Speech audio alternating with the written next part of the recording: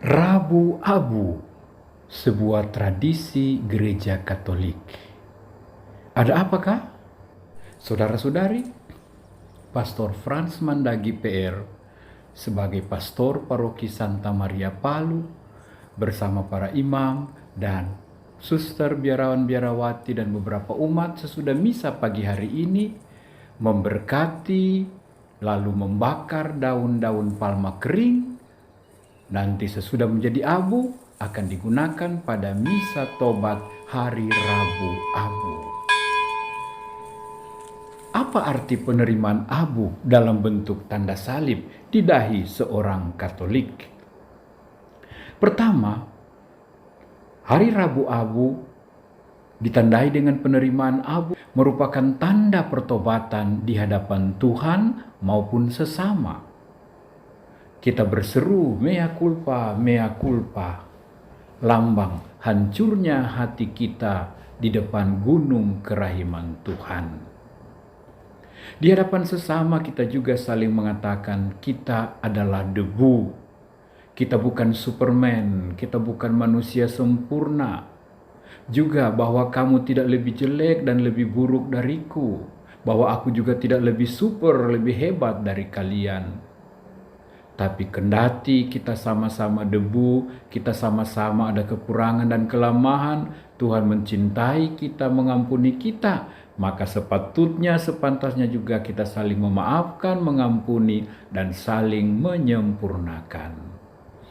Ketiga, penerimaan abu pada hari Rabu merupakan tanda bahwa umat Katolik telah memasuki masa puasa dan pantangnya. Seperti Yesus berpuasa 40 hari 40 malam, umat Katolik mau mengikuti Dia sepanjang 40 hari ini dengan meningkatkan hidup doa, tobat, dan amal kasih. Hidup doa untuk mendekatkan relasi dengan Tuhan, tobat yang disertai puasa dan pantang untuk lebih menata diri, kepribadian, dan kecenderungannya. Sementara amal kasih untuk meningkatkan hubungan kasih dengan sesama saudara, khususnya yang lebih malang dan berkebutuhan khusus. Adapun pemberian abu dalam bentuk tanda salib di kepala kita adalah kepercayaan bahwa oleh salib Kristus kita ditebus dari dosa, salah, dan maut. Maka semoga masa tobat ini membawa juga keselamatan, pembebasan dari dosa, dan juga hidup baru. Mengapa dipakai abu? Dari daun palma yang telah diberkati di hari Minggu Palma pada tahun yang lalu, yang kita gunakan dalam keadaan segar, berwarna hijau, penuh tanda-tanda hidup, penuh simbol damai, dan kita pakai itu untuk menyambut Yesus ketika memasuki Yerusalem pada hari Minggu Palma. Kini daun-daun itu sudah mengering, bahkan berdebu, hilang kesemarakannya. Inilah lambang kelemahan manusia. Inilah lambang kerapuhan kita. Daun-daun kering ini dibakar.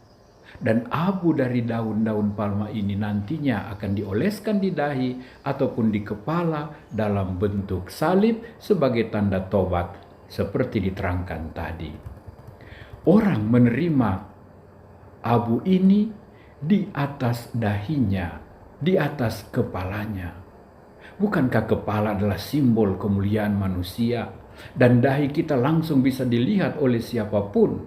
Maka dengan menandakan tanda salib dari abu di dahi kita, kita mau mengatakan hanya debulah aku. Abu simbol kotor, simbol kerapuhan. Manusia mau mengatakan, aku hanya debu, rapuh, dan hina, penuh dosa dan salah. Tapi oleh kerahiman Tuhan Maha Besar, aku diberi roh, diberi rahmat pengudus, aku diberi kekuatan untuk hidup baru. Kembali secitra dengan Dia dan menghasilkan kebaikan-kebaikan. Apa yang dikatakan imam ketika menerimakan abu? Imam berkata, bertobatlah dan percayalah kepada Injil. Atau dengan rumusan lain, ingatlah manusia bahwa engkau berasal dari debu dan akan kembali menjadi debu. Adapun dasar biblis dari penggunaan debu ini ialah manusia diciptakan Allah dari debu dan akan kembali menjadi debu. Nabi Yoel sudah menubuatkan, "Sekarang juga berbaliklah kepadaku dengan segenap hatimu, dengan berpuasa, dengan menangis, dan dengan mengadu." Nabi Yunus 5 abad sebelum kelahiran Yesus telah mengingatkan bangsa dan umat Ninive supaya bertobat dan berpuasa, mengenakan kain kabung dan menaburkan abu di kepala dan duduk di tanah berdebu sebagai lambang tobat, sesal dan dosa dan kerinduan membaharui diri. Dan oleh tindakan ini mereka diselamatkan Tuhan. Samuel sudah mengatakan bahwa abu adalah tempat orang miskin dan lemah yang diangkat dan dimuliakan Allah. Nabi Yeskiel menyerukan kepada orang Israel, "Bertobatlah dengan menaruh abu di atas kepalamu dan duduklah berbaring di atas debu tanah." Singkat kata, abu lambang tobat dan sesal dari dosa, lambang kepercayaan akan belas kasihan Tuhan yang mengampuni dosa dan menerima tobat kita dan mengganjari kita dengan rahmat pengudus untuk hidup baru di dalam Dia. Hari ini, semua orang Katolik di seluruh dunia berupaya menerima tanda tobat ini dalam misa Rabu Abu. Oh ya, di abad 19 ini beberapa gereja Kristen lainnya sudah mulai juga menggunakan praktik penerimaan abu yang mereka tinggalkan sebenarnya sejak abad ke-15. Hal mana sudah menjadi tradisi gereja Katolik dari abad-abad permulaan. Saudara-saudari, Rabu Abu, jangan lupa, adalah hari pantang dan puasa wajib. Menurut aturan gereja, pantang dan puasa dilakukan pada hari Rabu Abu dan hari Jumat Agung. Dan berdasarkan hukum gereja, orang yang wajib berpuasa adalah yang berusia 18 sampai 60 tahun. Sedangkan yang wajib berpantang adalah yang sudah berusia 14 tahun ke atas.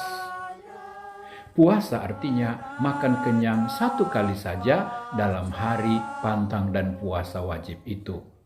Pantang berarti kita memilih untuk menentukan sendiri hal-hal apa yang akan kita pantangkan. Misalnya pantang rokok, pantang jajan, pantang makan daging, pantang mencari kesenangan sendiri dengan game dan permainan, pantang hidup pesta dan hidup boros, dan lain-lain. Adalah baik dan terpuji jika masing-masing umat menambahkan praktik puasa dan pantangnya lebih dari yang sekedar diminta gereja yang sebenarnya adalah ringan dan mudah. Oh ya, jangan kita pura-pura lupa ya bahwa hari pantang puasa wajib tahun ini Rabu Abu bertepatan juga dengan hari Valentine. Ya, jangan sampai kita kebablasan sebab pantang dan puasa pada Rabu Abu itu dimulai sejak pagi hari kita bangun sampai malam hari sebelum kita tidur. Jadi puasa bukan dimulai sesudah misa pada hari Rabu malam. Bapak Ibu, saudara-saudari khususnya umat paroki Santa Maria Palu, Paus Fransiskus berpesan, pada memasuki masa puasa dan pantang ini, masa tobat ini, Tuhan tidak pernah bosan mengampuni kita. Kitalah yang lelah memohon belas kasihannya. Selamat Hari Rabu Abu, selamat memasuki retret agung, selamat memasuki hari-hari puasa. Tuhan menyertai dan memberkati niat baik maksud kita semua. God bless you, Santa Maria pelindung paroki kami, doakanlah kami. Amin.